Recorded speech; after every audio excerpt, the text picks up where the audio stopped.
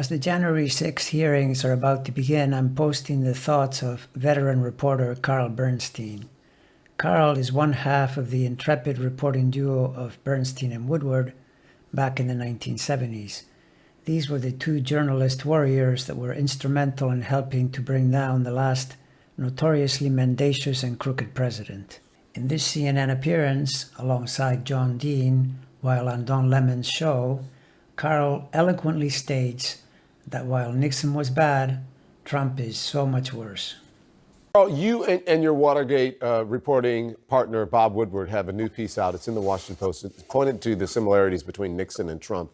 And I quote here, it says, both Nixon and Trump created a conspiratorial world in which the U.S. Constitution, laws, and fragile democratic traditions were to be manipulated or ignored. Political opponents and the media were enemies, and there were few or no restraints on the powers entrusted to presidents.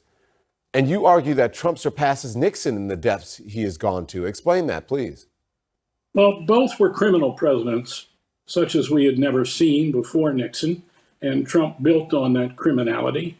But what really has happened here is Trump is the first seditious president of the United States. It's an incredible notion, the idea that the president himself would stage a coup to undermine the constitutional transfer of power to his successor. Nothing close to this has ever happened in our history. Think of it. It's in authoritarian countries that such coups take place, not in the United States. No president has attempted anything like it. It is so audacious, so far toward undermining democracy itself, the most elemental part of our democracy. Both Nixon and Trump tried to undermine the electoral system, but only Trump tried to keep the transfer of power from happening. But there's one aspect to this hearing that we haven't talked about yet, and that's Liz Cheney.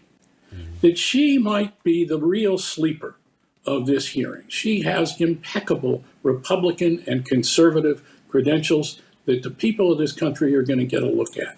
She knows that the committee has done its work. She knows that there has been a massive conspiracy that goes to the top of our government.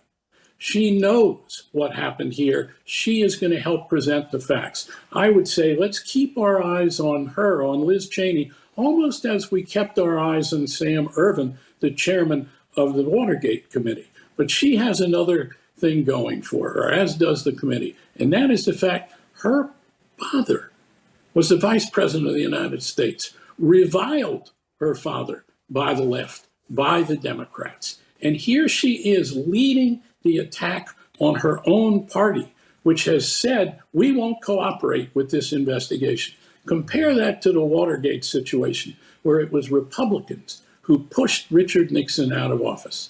Barry Goldwater, the great conservative, 1964 nominee of his party. Bob Woodward and I went to his apartment when we were writing the final days. Goldwater gave himself a big tumbler of whiskey, pulled out his diary from the last days of the Nixon White House, read to us how he and the leadership of the Senate and the House had gone to Nixon, and Nixon had asked, will I be convicted in the Senate in a trial? Goldwater looked at the president and said, Mr. President, you have very few votes, and you do not have mine for acquittal. And that next day, Richard Nixon resigned. That's the power the Republicans have and have not used against Donald Trump. But watch Liz Cheney. I don't have a birth time for Bernstein. I only know his day of birth. But looking just at those day positions, you can see why he would have been keen on bringing Nixon to account by virtue of several of his planets aligned and challenged to Tricky Dick's positions. And you can also see why he finds Trump so distasteful and such a threat, even if he is just one among millions of us who likewise see the Mar-a-Lago cockroach as the embodiment of all things not to be, all things to be rejected and cast summarily in the dustbin of history.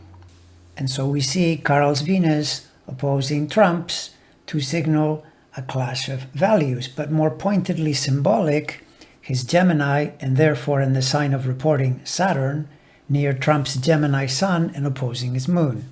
This is the rebuking and accountability signature par excellence.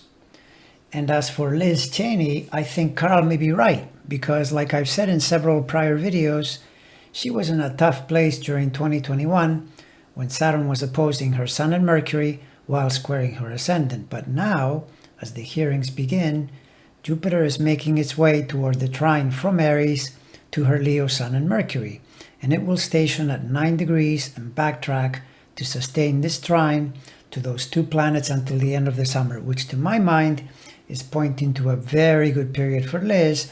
And of course, we're all hoping that her success rubs off on the effectiveness and success of the January 6th committee.